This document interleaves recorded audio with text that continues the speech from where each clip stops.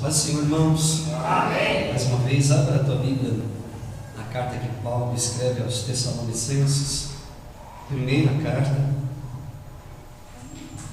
depois de Colossenses, em Tessalonicenses, primeira de Tessalonicenses, capítulo 3. Glória a Deus.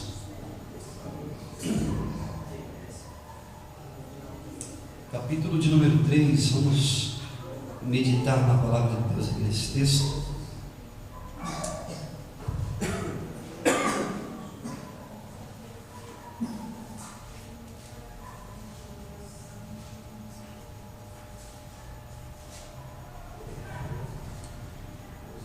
Capítulo 3, vamos ler o versículo de número 1, diz assim, se você puder acompanhar, acompanhe comigo a leitura, diz assim, o versículo 1, por isso, quando não podemos mais suportar, achamos por bem permanecer sozinhos em Atenas, e assim enviamos a Timóteo, nosso irmão e cooperador de Deus, no Evangelho de Cristo, para fortalecê-los e dar-lhes ânimo na fé, para que ninguém seja abalado por estas tristezas ou tribulações. Vocês sabem muito bem que fomos chamados para isso. Quando estávamos com vocês, já lhes dizíamos que seríamos perseguidos, o que realmente aconteceu, como vocês bem sabem. Até aqui é suficiente, pode sentar, irmãos.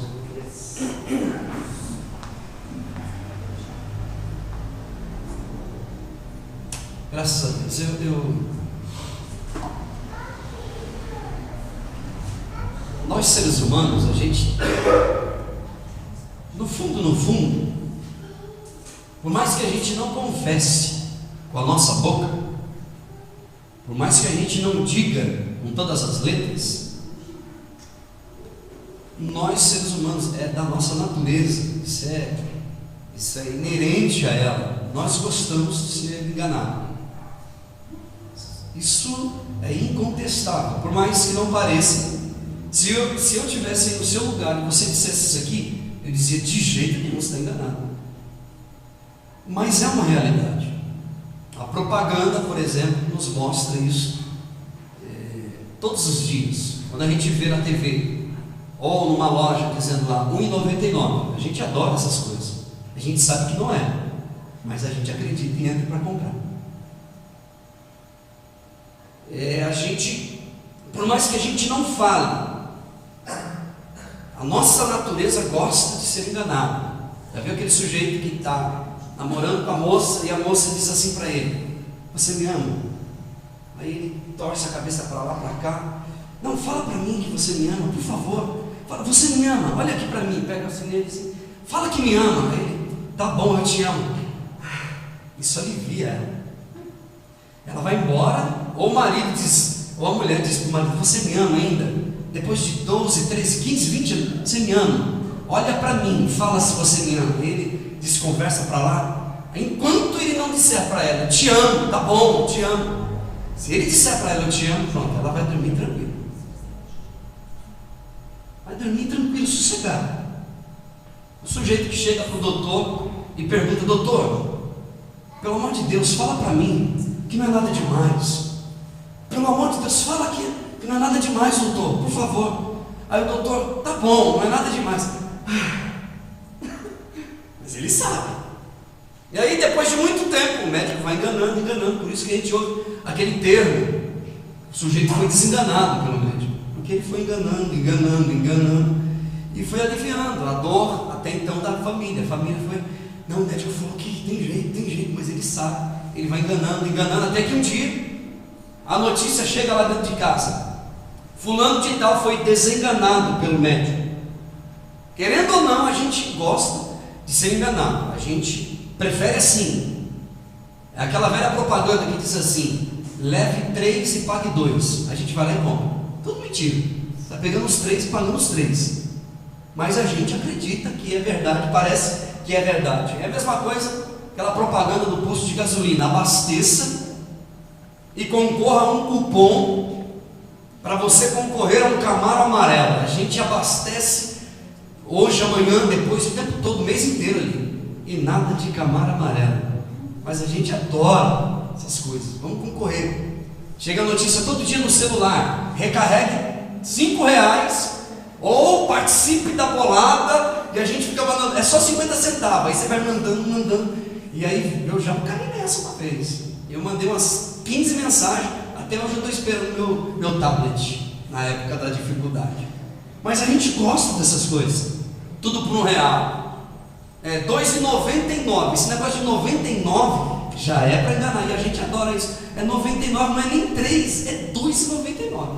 E a gente... Isso no mundo espiritual não é diferente. Isso na vida familiar, na vida comum é assim. Porém, esse negócio de enganar as pessoas com R$1,99, com propaganda de cupom, esse negócio não é com Deus. Deus não trabalha com o método do médico que vai enganando, depois desengana. Deus, ele é realista, ele não engana ninguém.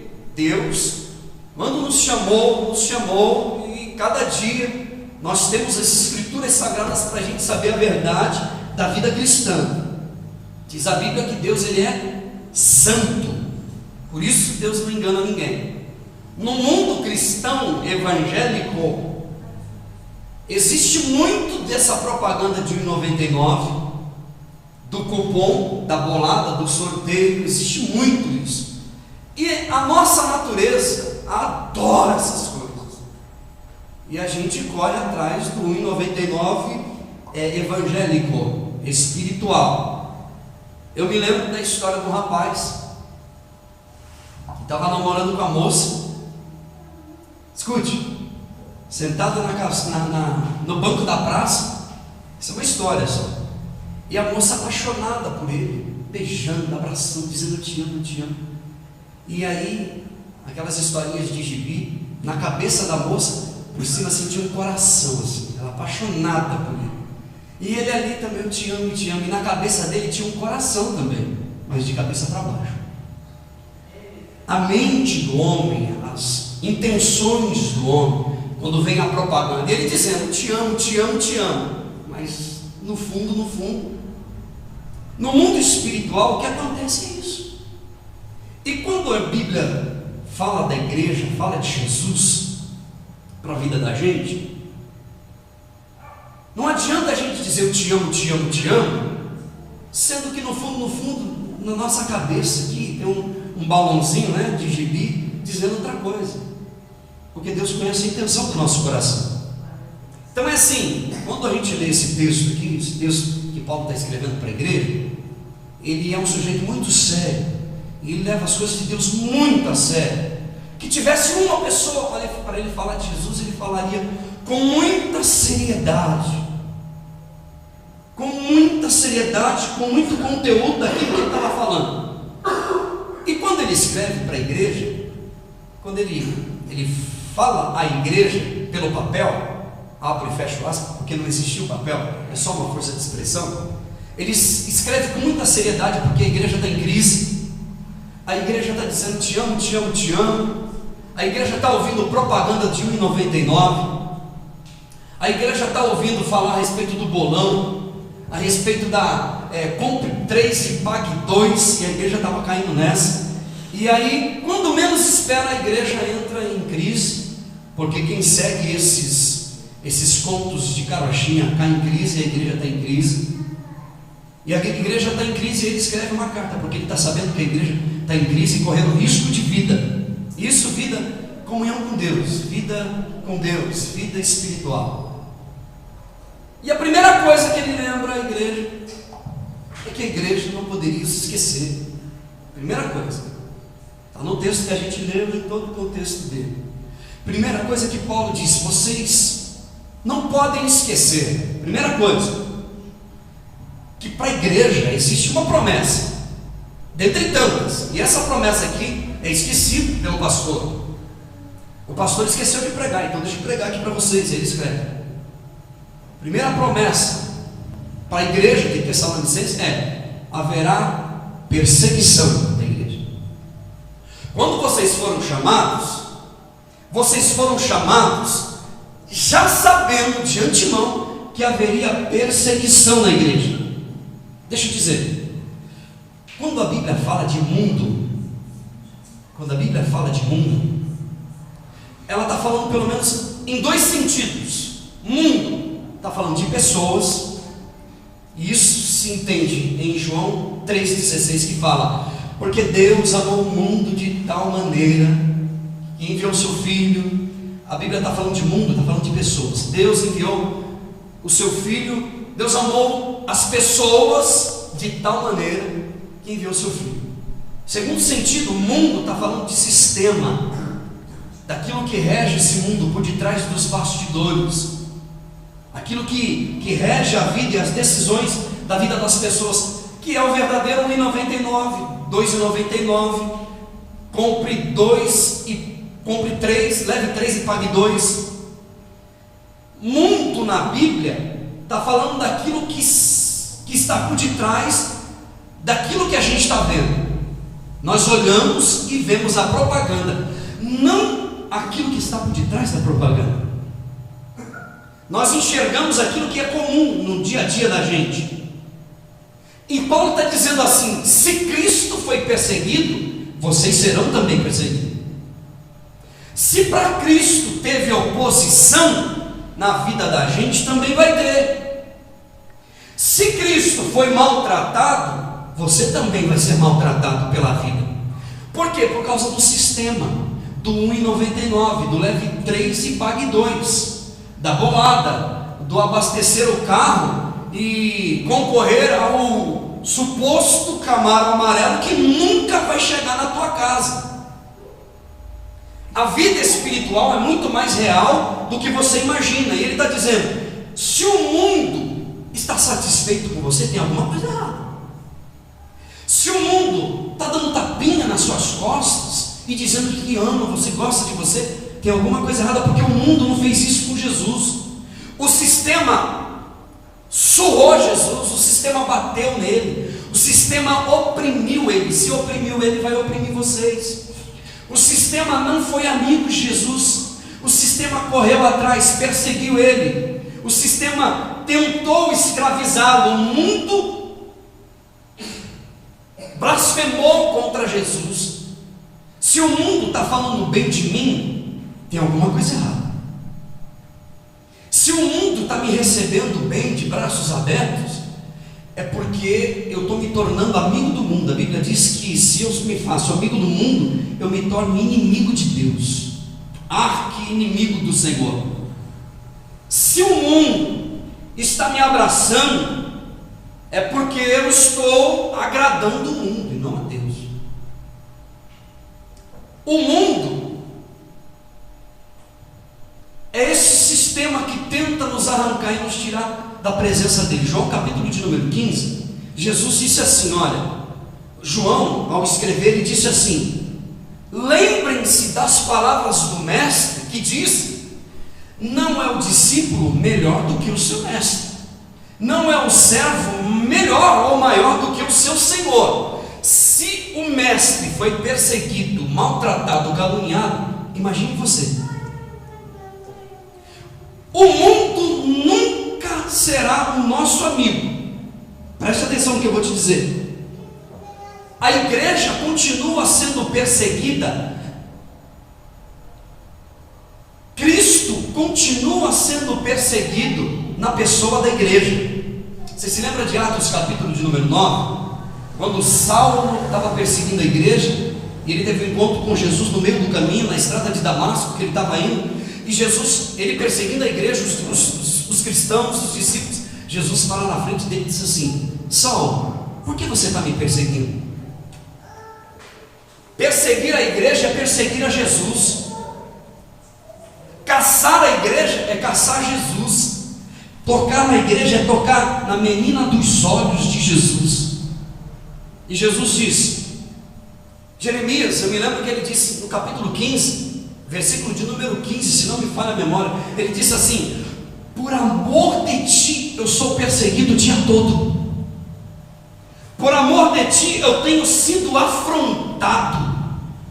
O mundo te odeia, o mundo te quer, O mundo está caçando a igreja para fazer com que a igreja se torne mundo novamente.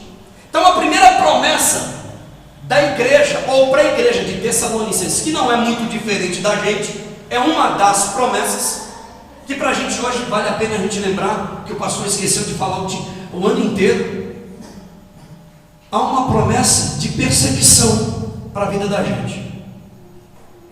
Jesus disse: se a mim chamaram Beelzebu, imagine vocês, eles vão caçar vocês, eles vão perseguir vocês, correr atrás de vocês o tempo inteiro. Querido, eu não estou aqui para enganar ninguém. Nós teremos tempo, se nós somos cristãos verdadeiros, nós só não seremos perseguidos pelo mundo, a menos que não sejamos cristãos autênticos. Se formos crentes de verdade, o mundo não vai dar tapinha nas costas da gente, não vai receber a gente bem. O sistema não vai dizer: poxa, aquele cara ali, eu gosto muito dele, amei aquele pastor ali. Estou falando do mundo, falando das pessoas, falando do sistema que está aí. Então, se eu sou cristão de verdade, eu preciso entender as palavras que Jesus disse, que no mundo nós teríamos tribulações. A Bíblia chega a dizer que nós devemos entender que não fomos chamados apenas para herdar o reino dos céus, mas também para, assim como Cristo foi e sofreu perseguição, nós também sofreríamos e teríamos tribulação na vida da gente. Então, hoje eu preciso deixar isso claro nesse final de ano para a vida da gente. Eu não estou aqui para enganar ninguém. Você será perseguido o resto da sua vida. Pastor, não, então eu vou parar. Não faça isso. Não estou dizendo isso. É porque isso é inerente à vida cristã. A vida cristã não só diz: vai dar tudo certo, porque não vai dar tudo certo sempre. Quando a gente diz vai dar certo, pela fé vai dar certo. Mas eu estou dizendo num contexto mais amplo, que a vida cristã tem perseguição, tem luta e tem adversidade, mas tem um Deus que está do nosso lado andando com a gente. A gente não pode abrir mão e deixar de ter consciência de que teremos tribulações, teremos aflições também. Segundo lugar, Paulo está dizendo para a igreja o seguinte: se você quiser ser um cristão autêntico, não seja murista. Ele diz aqui no texto, no capítulo de número 3, se você puder acompanhar comigo no versículo. Primeiro eu disse a respeito da igreja ser perseguida, e está no versículo de número 3, na parte B. Capítulo 3, versículo 3, na parte B, ele diz assim: olha,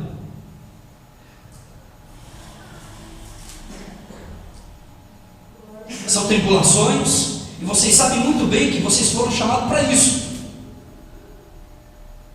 Passarem por tribulações por amor a Cristo. E quando ele diz assim: se vocês quiserem ser um cristão autêntico, segundo lugar, não seja humorista. E isso está no versículo, capítulo 3, versículo 3 também, quando ele diz assim: olha, para que ninguém seja abalado por essas tribulações. Ele está dizendo assim: olha, no muro, os teus pés podem escorregar a qualquer momento. No muro, quem está no muro não está com os pés no chão, é claro. No muro não há segurança. No muro o vento pode te derrubar. Quem está no muro está correndo risco de cair do muro. Aliás, o muro pode cair a qualquer momento. Porque tinha gente aqui que não sabia o que queria da vida, se vai ou se fica, por causa das tribulações. Pastor Paulo, não aguento mais, é muita luta, é muita tribulação. E aí o sujeito vinha para cá e não sabia se seguia a pregação do evangelho, porque era muita perseguição, é na empresa, é perseguição dentro de casa, é luta, não está valendo mais a pena. Então tinha muita gente em cima do muro. E ele disse assim: se você quiser ser um cristão autêntico, não seja um murista, saia de cima do muro. Você se lembra de Josué? Josué está no linear da vida dele, está no momento pico de tomar uma decisão na vida dele. Ele diz assim: olha, eu não sei vocês aí, mas eu e a minha casa nós já decidimos, nós vamos servir ao Senhor, custe o que custar. Nós vamos servir ao Senhor. Eu me lembro da história do sujeito que estava em cima do muro. Eu já contei umas 2 vezes aqui pelo menos. Ele em cima do muro, do lado de cá era o inferno, e do outro lado era o céu. Do lado de cá o inferno, o céu dizendo: vem para cá, pula para cá. Coisa de crente, vem para a igreja, vem, aceita Jesus, e pega e ameaça ele, olha, o inferno vai te matar, aquela coisa toda. E vem para cá que é melhor. E o inferno olhava, aqueles demônios olhavam e ninguém dizia nada. E o chefe do inferno estava lá, olhava, não dizia nada. O cara em cima do muro. E o povo do céu dizendo: vem para cá, corre, sai daí, desce do muro. E ele ficou indignado, ele falou: mas peraí, como é que é isso? Ele perguntou para o demônio lá, para o Satanás, disse: peraí, eu não estou entendendo, o céu está me chamando, gritando, vem para cá, e vocês não falam nada. Aí o diabo disse para ele: sabe o que é? Porque o muro é meu, já está do meu lado já. O muro me pertence. Não existe comunhão entre luz e trevas. Irmãos, esse ano que está começando agora, é muito importante a gente ter isso na nossa mente, na nossa cabeça. Haverá tribulações na vida da gente, mas existe um Deus no céu que sustenta a vida da gente, que guarda a vida da gente, que a gente pode confiar nele. Mas essa consciência cristã a gente não pode deixar de tê-la. Haverá tribulações, haverá problemas com o CPF, problemas na empresa, vai ter problema dentro de casa com o marido com a mulher, o filho com a mãe com o pai, o patrão com o funcionário com o patrão, o pastor com a ovelha com o pastor. Vai ter problema, vai ter problema lá, vai ter problema aqui, mas nós temos que ter certeza de uma coisa: na caminhada da vida existe um Deus no céu que está do lado da gente, e a gente não pode ficar em cima do muro, porque existe uma conspiração do mundo contra a minha vida, existe uma conspiração do inferno para me arrancar da presença de Deus. Jesus disse em Mateus capítulo 5: vocês vão ser perseguidos. Senhor, não vai ser agora, tudo certinho agora, de agora em diante. Não, vocês vão ser caçados, eles vão caçar vocês, muitos de vocês vão parar dentro da prisão, tem muitos de vocês que vão parar dentro da cadeia. Irmãos, foi dito e certo. O sujeito mais do que depressa foi parar dentro da cadeia, mas nós precisamos de discernir entre o certo e o falso, entre o verdadeiro e o falso. Na caminhada da vida cristã a gente precisa descobrir o que é verdadeiro e o que é falso. Leve 3 e 4 e 2. Será que é verdadeiro isso aí? Coloca 20, 30 reais de gasolina no mundo espiritual e concorra um Camaro amarelo. Ah, tá. Você quer nessa? Você confia nisso? No mundo espiritual está cheio de propagandas assim. R$1,99. Não é 2 não, tá vendo? É promoção. Vai nessa. Vai lá para você ver o que acontece. E Jesus está dizendo, Paulo está dizendo, vocês precisam discernir entre o certo e o errado, entre o verdadeiro e o falso. Em Galatas capítulo 6 ele diz assim: olha, por causa de muitos que estão constrangendo vocês a circuncidarem, você entende, né? Circuncidarem, tem muita gente que está entrando nessa onda com medo da perseguição que está havendo contra a cruz de Cristo. Por causa da perseguição, tem muita gente caindo no conto da carochinha do R$1,99, do leve 3 e pague 2 só. E aí, veja bem, Jesus disse em Lucas capítulo 18, que todo aquele, foi lido aqui, eu acho que foi Lucas 18, o Antônio leu, que todo aquele que largasse pai, mãe, filho, casa, e etc., neste mundo aqui ia receber 100 vezes mais, e no mundo vindouro a vida eterna.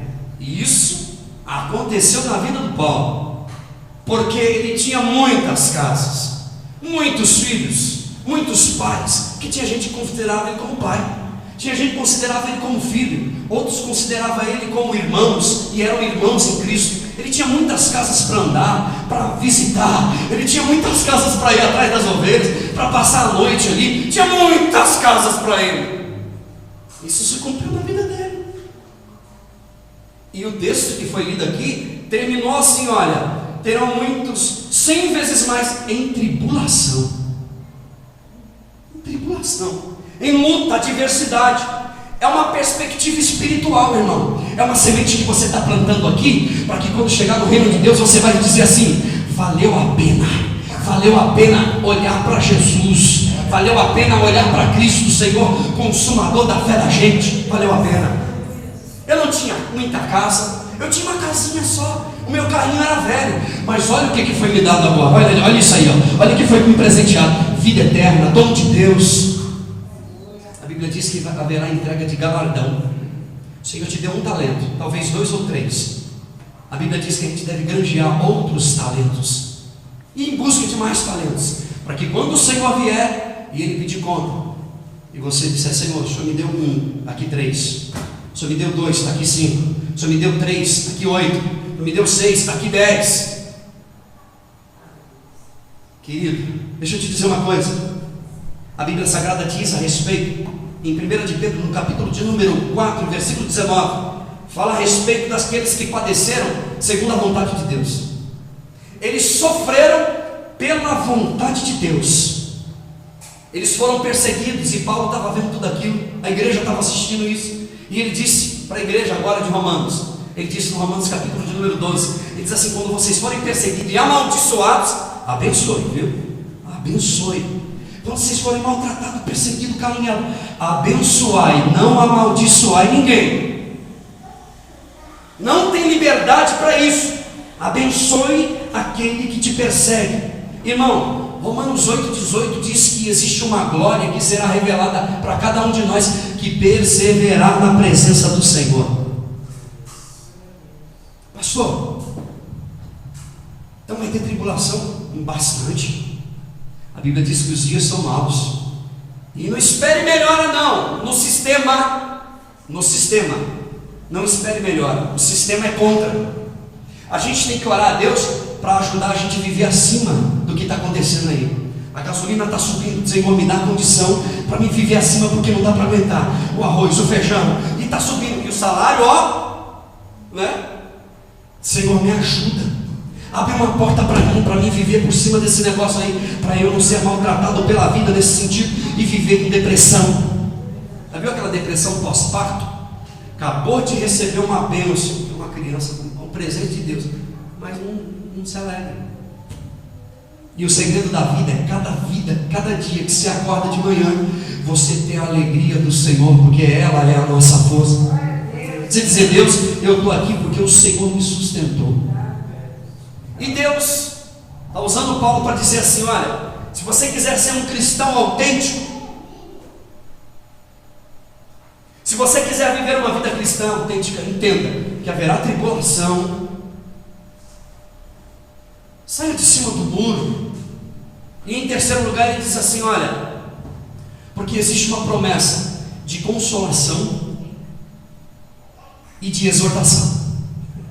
Aqui no texto, capítulo 3, que a gente acabou de ler, e o versículo de número 2, eu estou voltando ao contrário agora. Versículo de número 2, a parte B, diz assim: nós estamos enviando Timóteo até vocês para fortalecer vocês, para animar vocês, para dar ânimo para vocês e para exortar vocês. Porque se tiver só ânimo, se houver apenas consolo, vocês irão viver como meninos na fé. Vocês precisam ser animados, mas precisam de ser exortados também, porque senão vocês vão viver longe da realidade cristã. Vocês vão viver à base do o mundo fantástico de Bob. É isso. O mundo fantástico de Bob. Você imagina, vai se formando na sua vida. Não é assim. A vida cristã você imagina e hoje deu 30%, certo? Amanhã deu 10%. Depois pode dar 80, 100, mas daqui a pouco dá 10 só. Aí você fica indignado, triste, faz uma oração, pede para Deus, Deus vai te sustentando. O fantástico mundo de Bob não existe. Isso é ilusão. Vida cristã não é assim. Porém, existe uma promessa de consolo. Romanos capítulo de número 8, versículo 35, a Bíblia diz assim: quem nos separará do amor de Cristo? A tribulação, a perseguição, a angústia, a espada, a fome, seja lá o que for, a altura, a profundidade, os demônios, principado, potestade. Ninguém pode nos separar do amor de Cristo, do amor de Deus que é em Cristo Jesus, Senhor. A Bíblia diz, 1 de Pedro capítulo 2, a Bíblia diz: vós sois a geração eleita, sacerdócio real, nação santa, povo escolhido por Deus. A Bíblia diz em 2 de Coríntios capítulo de número 4, a Bíblia diz assim: atribulado, mas não angustiado, perplexo, mas não desanimado, perseguido, mas não abatido, desamparado, mas não destruído. Sabe por quê? Porque existe a presença do Espírito Santo na vida de cada um de vocês. Esse ano que está entrando, irmão, é ano de projeto, verdade. Para a minha vida e eu creio que aquilo que Deus tem ministrado para a minha vida e para a vida da igreja é exatamente isso. É um ano de propósito, mas tem luta, tem adversidade. Nessa luta e nessa adversidade, nós precisamos de ser consolados por Deus e exortados a respeito da fé cristã. Que por mais que nós projetemos, por mais que nós queiramos, tudo acontecerá se nós dissermos para Deus: Deus, seja feita a tua vontade. Eu disse da última vez que existem dois grupos de pessoas dentro da igreja: aqueles que dizem para Deus: seja feita a tua vontade, e aquele que Deus disse para ele: seja feita a tua vontade.